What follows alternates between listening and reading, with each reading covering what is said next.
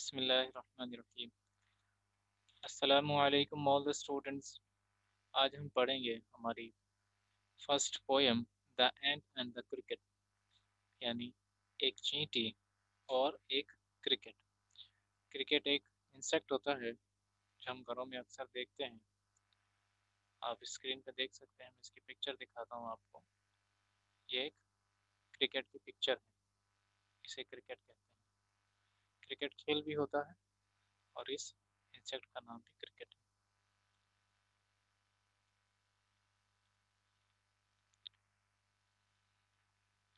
A fable is a story, often with animals as characters, that conveys a moral.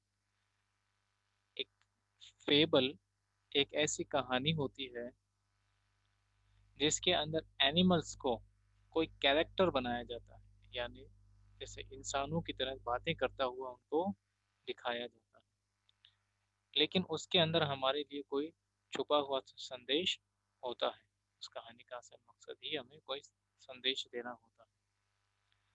This poem about an ant and a cricket contains an idea of far-reaching significance, which is as true of a four-legged cricket as of a two-legged one. इस कहानी के अंदर, इस poem के अंदर, कविता में एक एंट और एक क्रिकेट आपस में बातें करते हैं।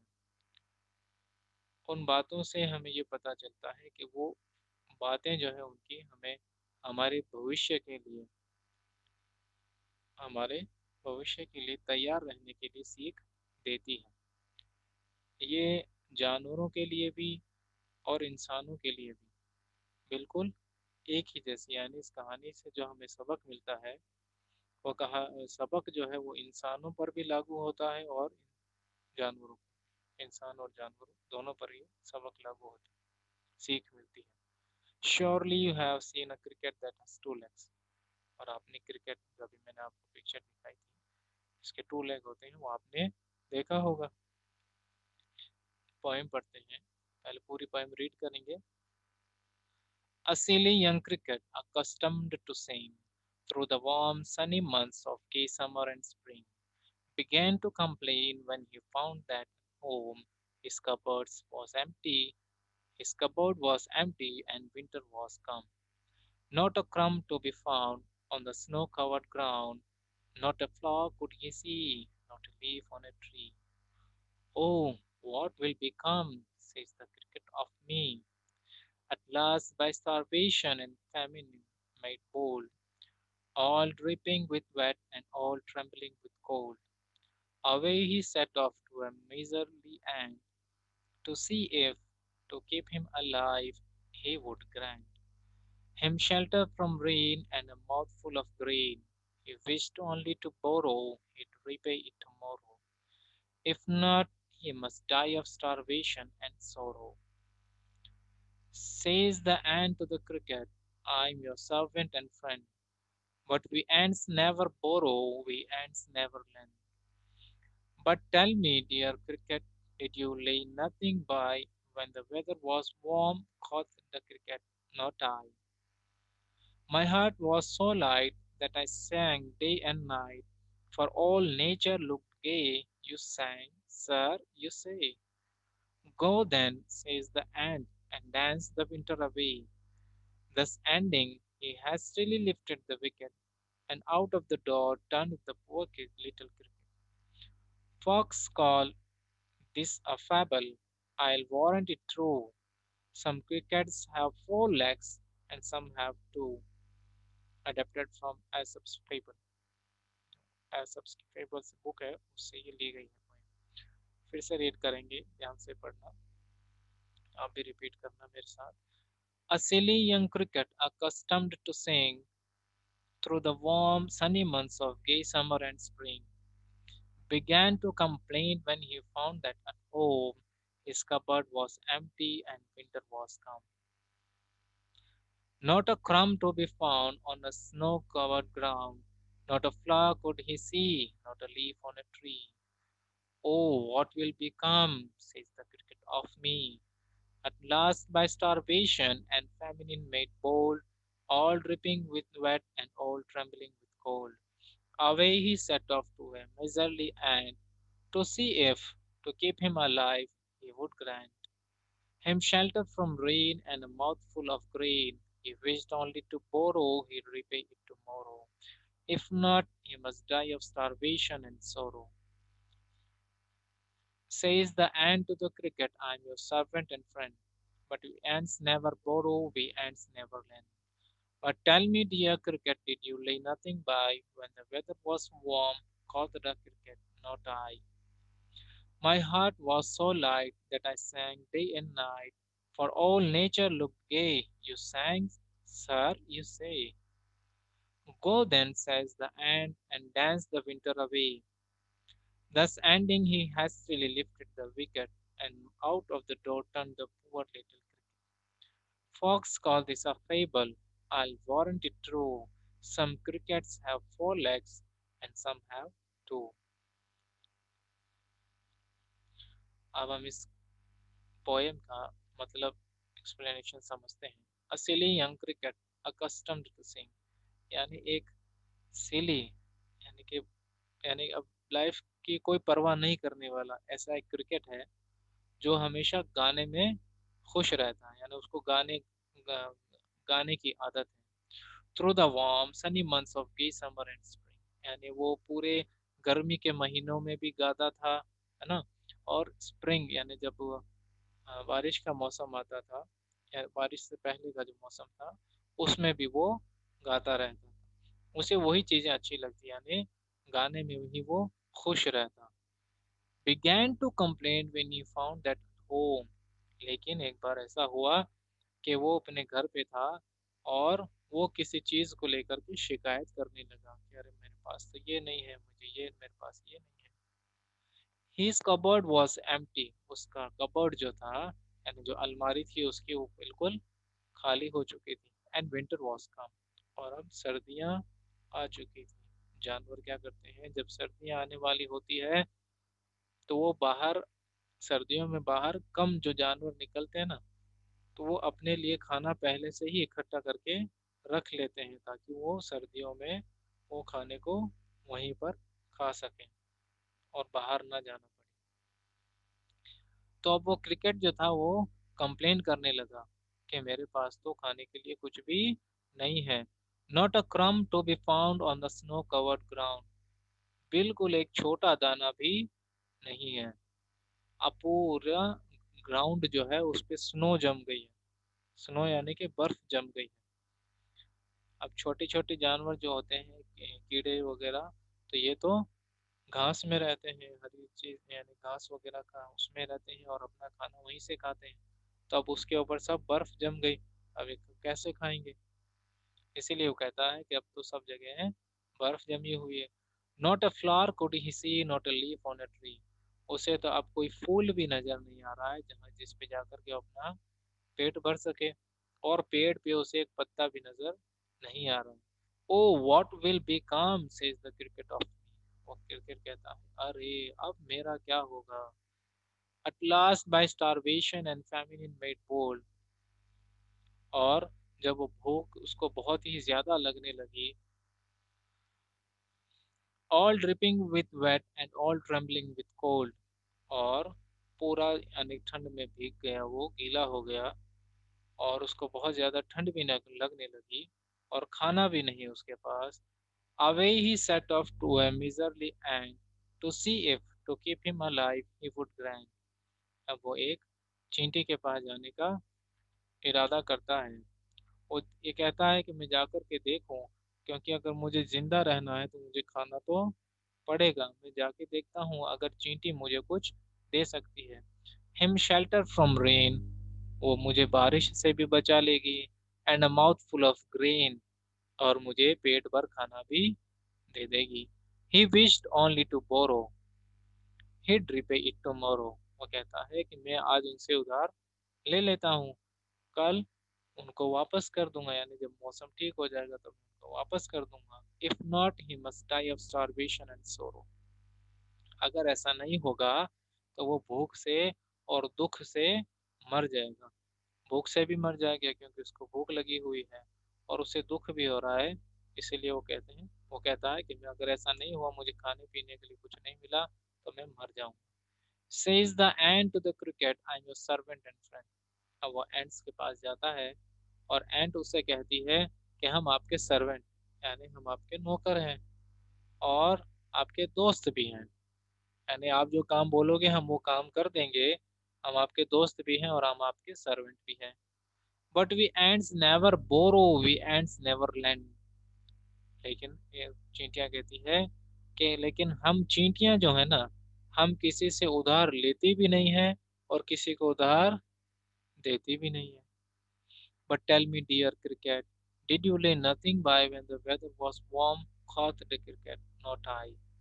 लेकिन चींटियां उससे पूछती है, क्रिकेट, अच्छा एक बात तो बताओ, जब गर्मियों का मौसम था, जब गर्मियां थी, तो तुमने अपने लिए कोई खाना जमा करके नहीं रखा जिसे तुम सर्दी में या वर्षा बरसात के मौसम में खा सको? तो क्रिकेट कहता है, नहीं मैंने तो ऐसा नहीं किया। My heart was so light that I sang day and night. वो कहता है कि गर्मियों के अंदर तो मेरा दिल इतना खुश था कि मैं दिन रात गाता रहता, दिन में भी गाता और रात में भी गाता रहता। For all nature looked gay, you sang sir you say. वो कहता है कि मैं दिन रात गाता, मुझे ना ये नेचर जितना भी था, पेड़ पौधे हरियाली, ये मुझे बहुत अच्छी लगती। गर्मी का मौसम तो मुझे बहुत ही अच्छा लगता है, इसलिए मैं दिन में भी गाता और रात में भी गाता। खाना जमा करने के बारे में तो मैं भूल ही गया, मुझे तो याद भी नहीं था, मैं तो मेरे गाने में लगा रहता था। यू सैंग सर यू से। चींटियां कहती है, क्या बोल रहे हैं आप गाते थे? आप ऐसा कह रहे हैं कि आप गाते थे? Go then, says the ant, and dance the winter away. अब कहती है कि अच्छा, आपने पूरी गर्मियों में गाना गाया, अब आप यहाँ से जाओ। गर्मियों में तो गाते थे, अब सर्दियां हैं तो अब जाओ सर्दियों में नाचो, डांस करो। अब पहले गाया, अब आप डांस करो, जाओ यहाँ से। Thus ending, he hastily lifted the wicket and out of the door turned the poor little kid. अब चींटियों ने जो है उनको बाहर का रास्ता दिखा दिया कि अब आप यहाँ से चले जाइए, आपका यहाँ कोई काम नहीं है। बेचारा क्रिकेट वहां से निकल गया। Folks call this a fable. लोग जो हैं वो इसे एक कहानी कहते हैं, लोग इसको एक कहानी कहते हैं। अब पोएट जो है ना, कविता लिखने वाला, वो लास्ट दो लाइन में कहता है कि ये हमने जो पोएम पढ़ी है, लोग कहते हैं कि ये एक कहानी है जिसमें जानवर आपस में बातचीत करते हैं और इससे हमें संदेश मिलता है, सीख मिलती है। आई वारंट इट ट्रू, लेकिन ये बात बिल्कुल सच है, ये बात बिल्कुल सच है। सम crickets have four legs and some have two, के कुछ ऐसे जानवर होते हैं, क्रिकेट होते हैं जो चार पैरों के होते हैं और कुछ ऐसे भी होते हैं जो दो पैरों के होते हैं। कहने का मतलब है, ये चीज जो है, यानी इससे जो सीख मिलती है, ये जानवरों के लिए भी है। यानी कि जब मौसम आने वाला होता है सर्दी का, तो उन्हें सर्दियों के लिए पहले से तैयारी करनी चाहिए। सिर्फ सर्दियों के लिए ही नहीं, जैसे इंसानों के लिए बात है कि हमें फ्यूचर में क्या करना है उसकी तैयारी हमें पहले से करनी पड़ती है। लास्ट टाइम पे जाकर के जैसा इस क्रिकेट के साथ हुआ है वैसा भी हमारे साथ भी हो सकता है। अगर हम हमारे सारे काम समय पे नहीं करेंगे तो हमारे साथ भी ऐसा ही होगा कि हम जब जिस काम का वक्त आ जाएगा जो हमें पहले से कर लेना चाहिए था, लेकिन जब हम लेट हो गए ना, तो अब नुकसान हम ही को होगा। इसलिए इस कहानी से ये शिक्षा मिलती है कि अपने भविष्य को सोचते हुए कार्य करना चाहिए। हमें फ्यूचर में क्या करना है उस हिसाब से हमें पहले से ही तैयारी करनी चाहिए, चाहे वो पढ़ाई हो, चाहे खेल हो, चाहे घर के काम हो, चाहे कुछ भी हो। तो अब हम ये करते हैं इस पोएम के क्वेश्चन एंड आंसर्स। देखें, फर्स्ट क्वेश्चन है, the cricket says, oh what will become of me, when does he से इट एंड व्हाई? क्रिकेट कहता है, अरे अब मेरा क्या होगा। वो ये कब कहता है और क्यों कहता है? The cricket set the line. What will become of me when he found out that winter had arrived? Win- cricket ने ये लाइन उस समय कही कि oh what will become of me, क्या अरे अब मेरा क्या होगा। कब कही थी? जब सर्दियां आ गई थी। बट इस कबर्ड वॉज एम्प्टी, लेकिन उसके घर की जो अलमारियां थी वो खाली थी। He could not find a single crumb on the snow covered ground, और जो जमीन पे जहाँ घास लगी रहती है या बाहर का जो छोटी जगह होती है वहां पर अब सब जगह स्नो थी, इसलिए उसको खाने के लिए एक दाना भी नहीं मिलता। Neither could he see a flower not a leaf on the tree, और अब उसको कोई फूल भी नजर नहीं आ रहा था और पेड़ों के पत्ते भी नजर नहीं आ रहे थे। He wondered as it was getting cold and he had nothing to eat in order to survive. अब वो ये भी देख रहा था कि अब तो सर्दियां आ चुकी है और उसके पास खाने के लिए कुछ भी नहीं है, अगर वो खाएगा नहीं तो वो जल्दी ही मर जाएगा। And would die of starvation very soon, और भूखा रह करके वो बहुत जल्दी मर जाएगा। Next, question number 2. First, find in the poem the lines that mean the same as neither a borrower nor a lender be। यानी कि इस पोएम में से हमें वो लाइन बतानी है इसका ये मतलब निकलता है कि ना तो बोरोवर और ना लेंडर, ना उधार लेने वाला ना उधार देने वाला। The line from the poem that means the same as neither a borrower nor a lender be was, ये लाइन थी, but we ants never borrow, we ants never lend, यानी हम चींटियां ना कभी उधार लेती हैं ना कभी उधार देती हैं। क्वेश्चन नंबर सेकंड का second, what is your opinion of the ends principles. अब ये एंड्स का जो प्रिंसिपल यानी कानून नियम है इसके बारे में आप क्या कहते हैं? देखें इसका answer, from the ants principle we learn, ये जो एंड्स का जो प्रिंसिपल यानी नियम है, we learn that we should save some enough for the future. इसका मतलब ये होता है कि हमें हमारे फ्यूचर के लिए कुछ बचा करके रखना चाहिए, so that we might not need to borrow or lend from anyone in times of need, ताकि हमें जरूरत के समय किसी से लेना या देना ना पड़े। वी शुड टॉयल हार्ड, हमें कड़ी मेहनत करनी चाहिए, व्हेन द सन शाइन्स, जब सूरज चमकता होता है, and make the best utilization of time and available resources, और हमारे पास जितनी भी ज़रूरी चीज़ें उपलब्ध होती है उसका और समय का सही उपयोग करना चाहिए। Question number 3, the ant tells the cricket to dance the winter away. Do you think the word dance is appropriate here? If so, why? तो एंड्स क्रिकेट को कहती है कि अब सर्दियां जो है ये नाचते हुए बिताओ। तो उनका यह कहना सही है, डांस वर्ड का यूज करना सही है। अगर ये सही है हमें बताना है वाई, क्यों। When the ant told the cricket to dance the winter away, she meant the cricket didn't utilize its precious time and the available resources during summer to save enough for the cold season। जब ends ये कहती हैं cricket को कि dance the winter away, तो उनका मतलब ये होता है कि तुमने जो है अपना कीमती वक्त और जितनी भी तुम्हारे पास सहूलियतें थी वो तुमने सब जो है वो गर्मियों के अंदर खराब कर दी, और तुमने कोल्ड सीजन यानी सर्दियों के लिए कुछ भी बचा करके नहीं रखा। तुमने गर्मियों के अंदर अगर तुम मेहनत करते तो तुम वो चीजें बचा सकते थे। He was making merry and dancing his way when the sun was shining bright, और क्रिकेट जो था गर्मियों में खुशियां मनाता नाचता गाता, और जब सूरज चमक रहा होता था, जब उसको मेहनत करनी चाहिए थी वो टाइम तो उसने बेकार निकाल दिया। Therefore, when the ant mentions about the word dance, she means that the cricket should try to dance and sing in the winter just as he did during the summer। तो ends जब कहती हैं dance के लिए तो उनका मतलब भी यही होता है कि जैसे तुम गर्मियों में गाते थे नाचते थे खुशी मनाते थे, अब सर्दियों में भी नाचो गाओ खुशी मनाओ। खाने की क्या जरूरत है तुम्हें, ये तैयारी तो तुम्हें पहले से करनी थी। And not bother her by asking for food and shelter, और उन्होंने कोई भी परवाह नहीं की कि तुम खाने का भी नहीं पूछा, चींटियों ने में रहने के लिए भी नहीं बोला। Hence, the word dance in context is associated with the irresponsible and careless nature of the cricket, who made merry when the sun shone bright.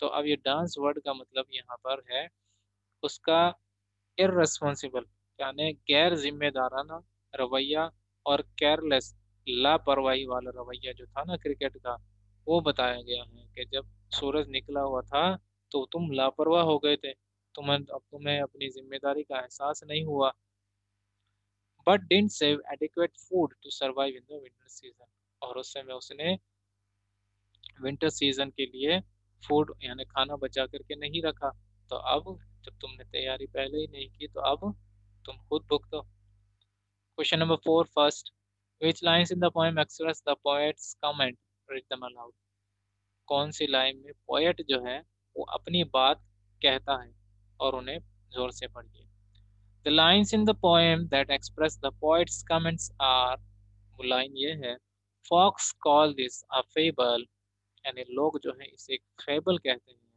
I'll warrant it true और मैं भी ये कहता हूँ कि ये बात बिल्कुल सही है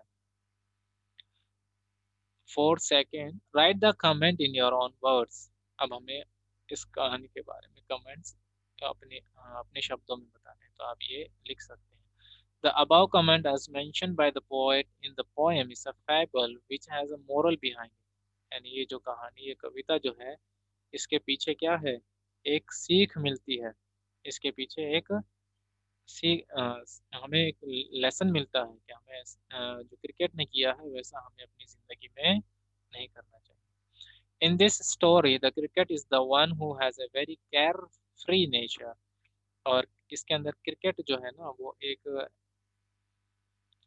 ऐसा जो है वो कीट है इंसेक्ट है जो केयर फ्री होता है यानी कि बिल्कुल लापरवाह हो जाता है किसी चीज की फिक्र ही नहीं करता and believes in making merry और खुशी मनाने में ही विश्वास करता है and dancing his way when the sun was shining bright during the summer season और जब अ, गर्मियों का मौसम था तो ये बस नाचने गाने में ही लगा रहता था He was so engrossed with dancing and singing that he didn't save anything for the cold season. और नाचने गाने में इतना ये मस्त हो गया था कि इसने तो विंटर सीजन की बिल्कुल भी परवाह ही नहीं की.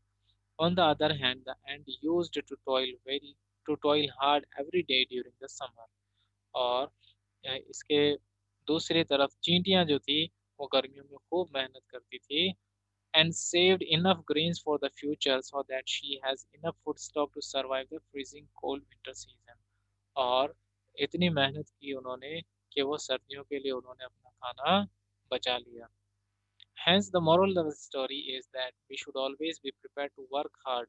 तो इस कहानी से हमें ये शिक्षा मिलती है कि हमें हमेशा ही कड़ी मेहनत करने के लिए तैयार रहना चाहिए and ready to face adverse situations और मुसीबत वाली सिचुएशन कंडीशंस से हमेशा लड़ने के लिए उनका सामना करने के लिए तैयार रहना चाहिए कितनी भी बड़ी से बड़ी मुसीबत हो उसका सामना तैयार करने के लिए तैयार रहना चाहिए as and when they arise और जब भी वो हमारी जिंदगी में आए otherwise our condition would become like the cricket who didn't save enough for a secure future वरना अगर हम ऐसा नहीं करेंगे तैयार नहीं रहेंगे हमारे फ्यूचर के लिए तो हमारी भी वही कंडीशन हो जाएगी जो इस क्रिकेट की हुई है यहाँ आपका चैप्टर कंप्लीट हो जाता है और आप यहाँ तक क्वेश्चन आंसर्स कंप्लीट करेंगे ये वर्ड मीनिंग्स हैं ग्लोसरी के नाम से है ये वर्ड मीनिंग्स हैं वर्ड मीनिंग्स लिखेंगे पहले उसके बाद में ये क्वेश्चन आंसर्स करेंगे क्लास एंड करते हैं अस्सलाम वालेकुम